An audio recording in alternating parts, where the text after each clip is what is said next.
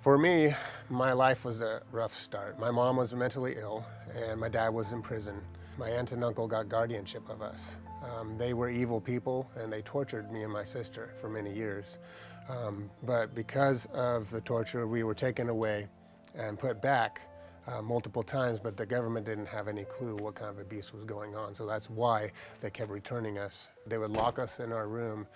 One day I decided that I would peek out the window. I think I was about 5 years old at this time. Well, a couple minutes later, they come banging through the door. They took off their belt and beat the living tar out of me and my sister. That was just one of the examples of the kind of abuse that happened. The situation that allowed it for us to get out of that situation for the final time was when my aunt and uncle left to go somewhere. My mom was there, left with us, and so we knew she was weak, and so we begged her for food and water. During this situation, me and my sister were both tied to our beds. My hands were tied to one end and my feet to the other end. And my mom said, after we were begging her for water, she said, "I can't take this anymore." So she slammed the door open so hard that it put a perfect hole in the wall. And she said, "I'm calling the police." And I don't know how I knew this was a good thing, but that was the moment in which we were going to be saved out of there. Interesting thing is that when she called the police, I believe that God spoke to me in my spirit to get out of my bed and go look out the window. Well, for that to happen, my ropes had to be loosened, and I believe it was an angel or God loosened my ropes so that I could do that. As I looked out the window, I looked out just in time to see my aunt and uncle being arrested. The voice told me right at that point to get back in my bed and put my hands and feet back in my ropes, and that's how the police found us. And so they took us out of there. We went to an orphanage. My sister went to another one. And it was at that orphanage that I met my future foster mother that I would live with for 2.5 years. She was a big plump lady. She had nothing but love. We started acting out and talking about some of the abuse that happened.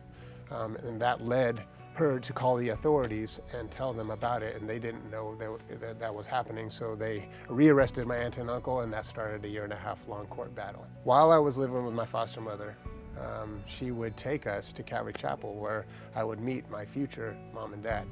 My dad was a Christian school teacher there at the school, and they would have us come over and play with them while we were doing this court thing. And little did we know that they were praying about adopting us. My parents couldn't tell us that they were going to adopt us until the court battle was over. And so the court battle ended. My aunt and uncle went away to prison. And my district attorney told me that this abuse case was one of the worst abuse cases in Orange County, California history. I would say that my dad is a man after God's own heart.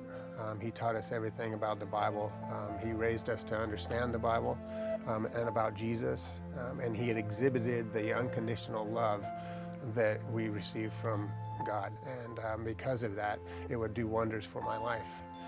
Because of the abuse that I went through and the torture I went through, it would affect how I would see the world, how I would trust people, and so I didn't trust people. I didn't even trust my mom and dad. For many years I wouldn't, and because of that, I would make their home a living hell. I would rebel, I would be angry, especially when I got into my teen years. And even with my classmates in school, I would think that they were against me. I would think the world was against me.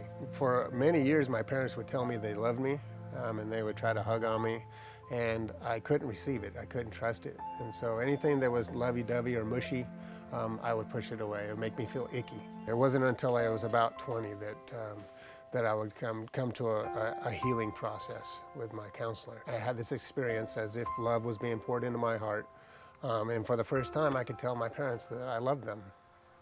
I apologized to them for all the hell that I put them through, and I apologized to my brothers and sisters for the same thing. And that was the beginning of the healing process that God was going to do for me. It wouldn't be until I reached the age of 30 that I would know what a full heart surrender to the Lord was. And because of my parents' love and because of my foster mother's love and all their prayer, it instilled in me a desire to want to see other people have that kind of love. And so that is what God has done in my life. He gave me a dream. I love kids. I love animals. And at Redemption Youth Ranch, it brings both of those together. And it allows for me to pour into these kids that have been damaged like I have hurt the way that I have, and they can see that there is another reality. They don't have to exist in such a lonely environment where they can't trust or they can't love. And so God has given me a passion for these kids. And then this is what redemption has. It has kids that have been hurt, and it has horses that are rescued, and pairs them together to bring healing and restoration and redemption in these kids' lives. And so I believe that God has led my steps all this way to this point in my life, to be here at Redemption Youth Ranch so that He can give me my dream and my purpose in life. And that is to work with these kids to instill the love that God has given me into their life so that they can have healing. There's a verse in Corinthians that says that we are able to comfort others with the comfort with which God has comforted us.